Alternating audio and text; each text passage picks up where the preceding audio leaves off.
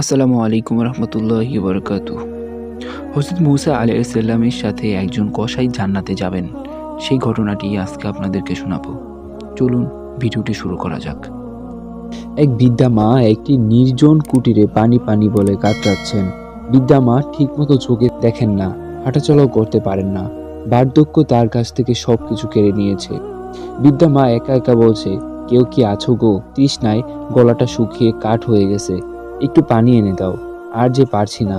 বৃদ্ধার কাতর আর্জি শুনে বেশ কিছুক্ষণ পরে এক নারী হাতে এক গ্লাস পানি এনে ঠক করে বৃদ্ধার হাতে ধরিয়ে দিয়ে কর্কশ কণ্ঠে বলল, নে বুড়ি, এই পানিটা খেয়ে আমাকে উদ্ধার কর।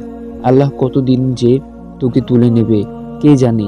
আমার জীবনটাকে জাহান্নাম করার জন্যই হয়তো আল্লাহ তোকে এখনো বাঁচিয়ে রেখেছে। আর কতদিন বাঁচবি তুই? দুনিয়াটাকে আঁকড়ে ধরে আছিস, মরার কি ইচ্ছে নেই? বৃদ্ধাকে যেই মহিলাটি এই কথাগুলো বলে শাসাচ্ছিল সে আর কেউই নয়, সে হলো বৃদ্ধার এক ছেলের স্ত্রী। ছেলের বউয়ের মুখে থেকে এইসব কথাগুলো শুনে বৃদ্ধার দু চোখ বেয়ে গড়িয়ে পড়ল দুই ফোঁটা গরম জল। অভিমান, অভিযোগ, তুচ্ছতা এবং গ্লানি নেই আজ। কয়েক বছর যাবৎ বেঁচে আছেন বৃদ্ধা, সবকিছুই তিনি শুনে যাচ্ছেন আর আল্লাহর দরবারে দোয়া করে যাচ্ছেন যে, রহমানুর রহিম, তোমার দরবারে যাওয়ার সময় যদি আমার হয়ে থাকে তাহলে জলদি আমায় ডেকে নাও। আর কতদিন কষ্ট দেব আমি তোমার বান্দাদেরকে। সেদিন রাতের বৃদ্ধার ছেলে বাড়িতে আসলে সারাদিন খেটে খুঁটে অনেক ক্লান্ত সে। এখন তার একটু বিশ্রাম দরকার, দরকার একটু শান্তি। কিন্তু তা কি আর তার ভাগ্যে আছে? বাড়িতে পা রাখার পরই তার বউ তাকে শুনিয়ে দিল, আজ কতদিন ধরে তোমাকে বলছি, আমার কথায় কান দিচ্ছ না। আমি কি তোমার দাসী যে সারাদিন তোমার ওই আধমরা বৃদ্ধা মায়ের প্রস্রাব পায়খানা পরিষ্কার করব? বলছি জলদি করে এই আপদ বাড়ি থেকে সরানোর ব্যবস্থা করো, নইলে এই বাড়িতে থাকা আমার পক্ষে সম্ভব নয়। বৃদ্ধার ছেলে বলল, আমি অনেক ক্লান্ত, এই কথাগুলো কি পরে বলা যায় না? স্ত্রী বলল, পরে বলবা মানে? তুমি তো বিদ্যাকে আমার গলায় ঝুলিয়ে দিয়ে সারাদিন সুখেই থাকো। দুই একদিনের মধ্যে একটা ব্যবস্থা করো, নইলে তোমার সংসার নিয়ে তুমি থাকো, আমি চললাম। স্ত্রীর এমন আচরণে ও তার কথায় স্বামী খুবই কষ্ট পেল এবং চিন্তিত হয়ে পড়ল। সেদিন রাতে শোয়ার আগে ছেলেটি একা একা ভাবতে লাগলো, এখন আমি কি করব? বউকে রাখতে হলে অবশ্যই মাকে বিদায় করতে হবে। আচ্ছা, এই বুড়িটা আর কতদিন বাঁচবে? যাই গিয়ে একটা কাজ করি, রাতের মধ্যে বুড়িকে একটা ঝুড়িতে ভরে চুপি চুপি বনের মধ্যে রেখে আসি। সেখানে আল্লাহ যা করে, হয়তো বাঘ শিয়ালের পেটে যাবে, নইলে এমনি মারা যাবে। কেউই জানবেও না, আপদও দূর হয়ে যাবে। যেই বাবা সেই কাজ। ছেলেটি তার বৃদ্ধা অসুস্থ মাকে একটি ঝুড়িতে উঠাতে লাগলো। এই সময় বৃদ্ধা বড় স্নেহের সাথে জিজ্ঞাসা করলো, বাবা, আমাকে এত কষ্ট করে ঝুড়িতে উঠাচ্ছ কেন? এত রাতে আমাকে নিয়ে কোথায় যাবে? ছেলেটি বলল, তোমার চিকিৎসার জন্য একজন কবিরাজের খোঁজ পেয়েছি। তার নিয়ম হলো সে রাতের বেলায় দৈব চিকিৎসা করে, তাই তোমাকে সেখানে নিয়ে যাচ্ছি মা।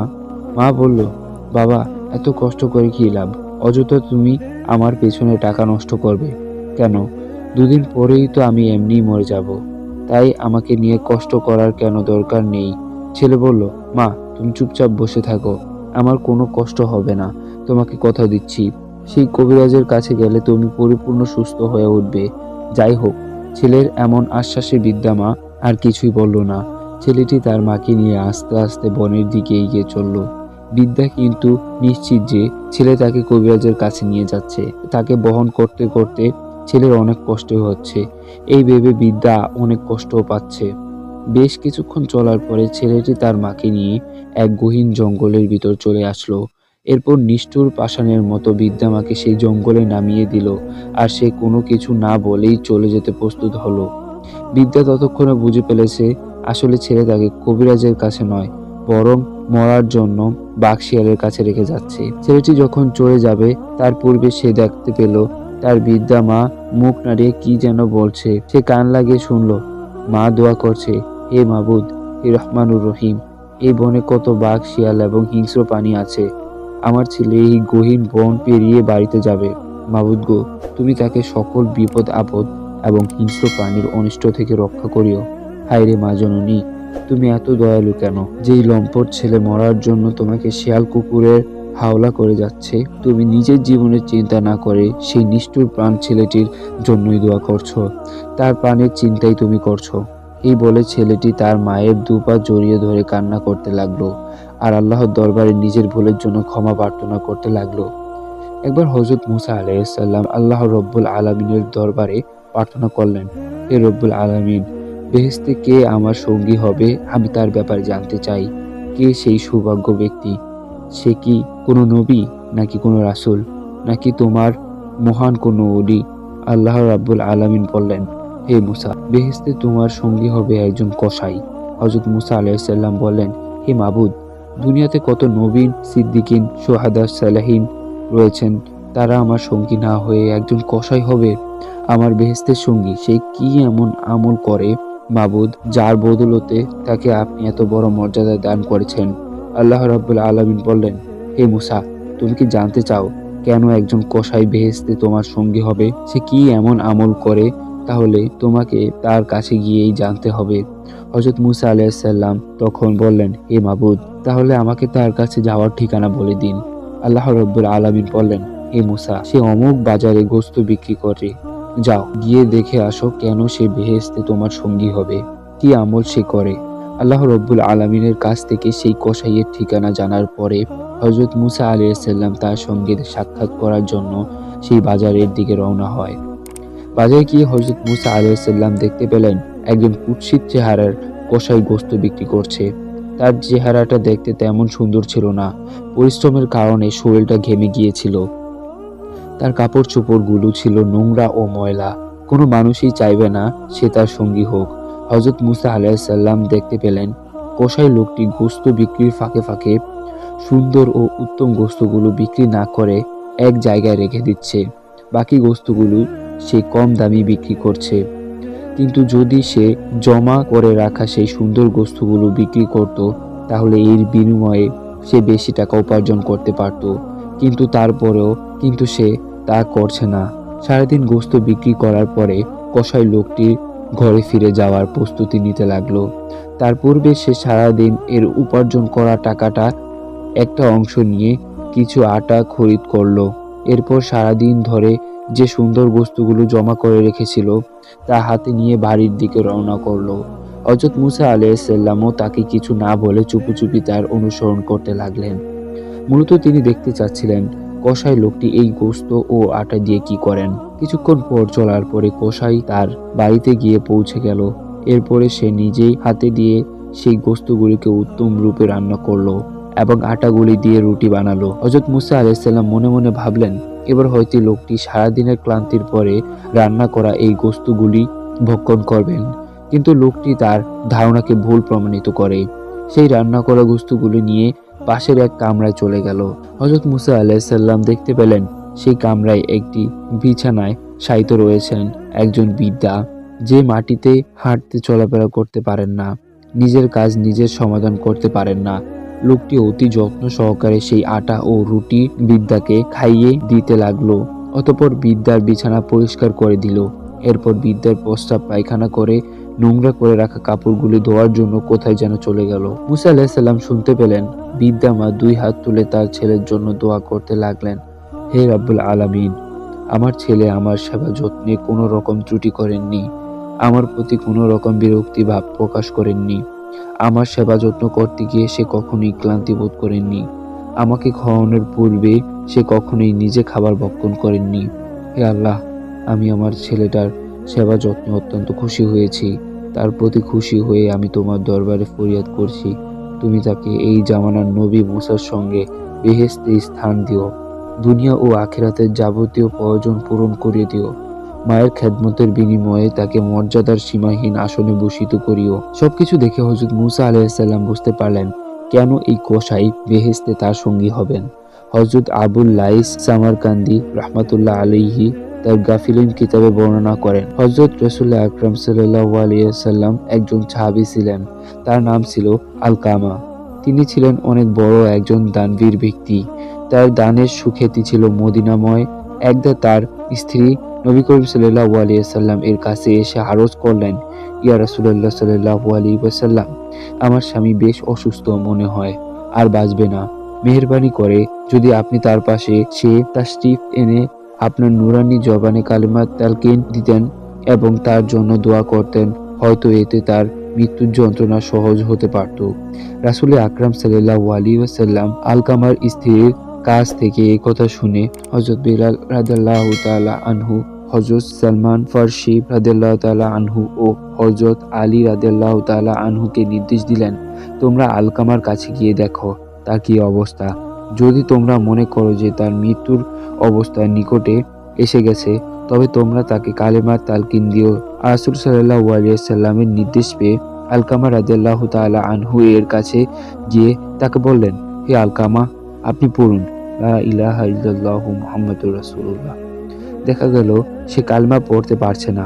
হযরত আলী রাদিয়াল্লাহু তাআলা আনহু বুঝতে পারলেন তার কাছে আর বেশি সময় নেই, কিছুক্ষণের মধ্যেই আলকামা ইন্তেকাল করবেন। বেগতিক দেখে হযরত আলী রাদিয়াল্লাহু তাআলা আনহু বেলাল রাদিয়াল্লাহু তাআলা আনহুকে বললেন, জলদি রাসূল আকরাম সাল্লাল্লাহু আলাইহি সাল্লাম এর কাছে যাও, গিয়ে তাকে বলো আলকামার মৃত্যু অবস্থা সন্নিকটে চলে এসেছে।